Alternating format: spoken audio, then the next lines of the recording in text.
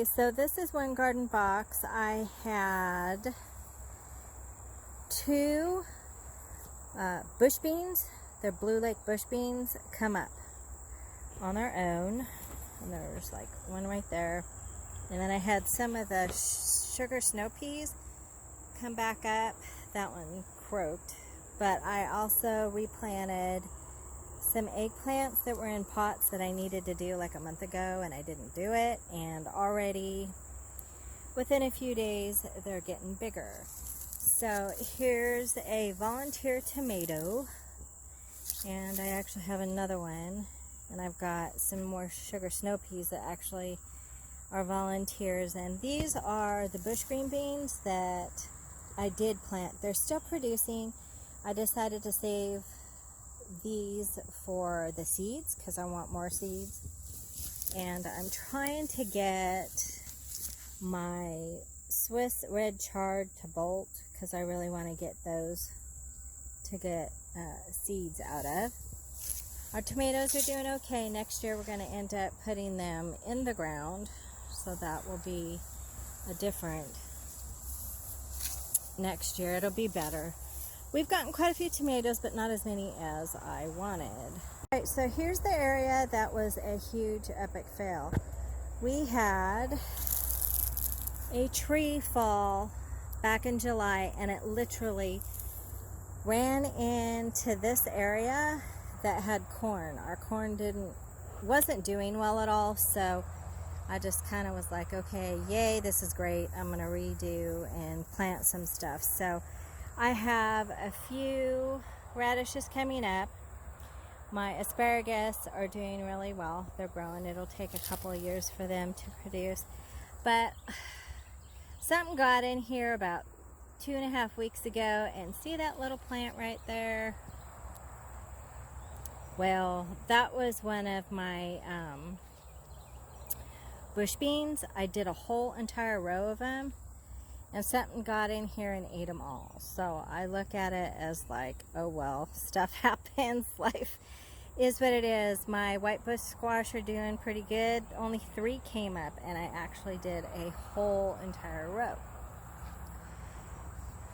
See, it's like crazy. So you have to have a right mindset when you're homesteading or gardening in a smaller place. And again, homesteading can be large, small, whatever you have. And you could have your garden growing in pots, which I do have some.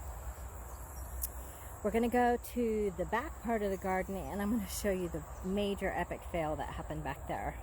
Okay, so see this vine? This is one of my epic fails. I planted all my squash too early in May. And here in East Tennessee, we have these little like moth things. And what they do is that they plant or lay their eggs underneath the leaves. And they bore into the rootstock of the plant. Now, I do have to say I was able to save these, and I'm still able to get some of the vegetables off of them. It keeps growing. Like here's one of my white bush squash.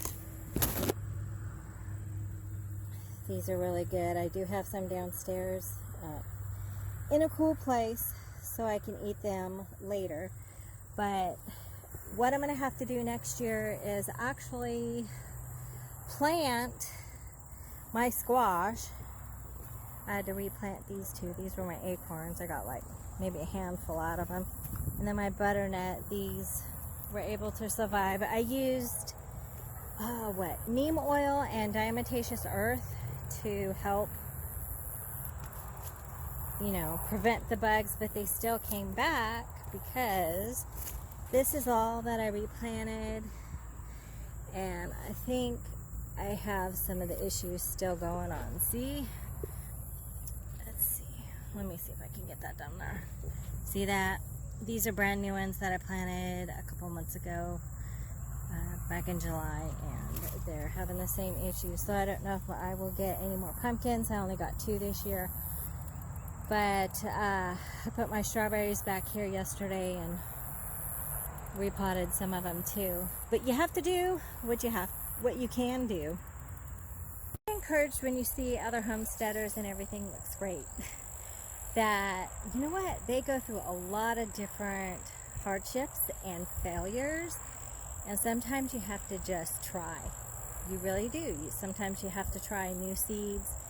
I do collect seeds. I seed save, and there's like Pinball that has shown that. There's been Appalachia's Homestead with Patera. She's showing you how to do that. So there's a lot of great people here on YouTube that will show you how to do these kind of things. Well, I'm back inside, got my watering done, and I was able to give you that walkthrough of my garden, of some of the things that were going on, and my epic failures. So please subscribe, like, and share. And I want to say thank you for my new subscribers. I love you guys.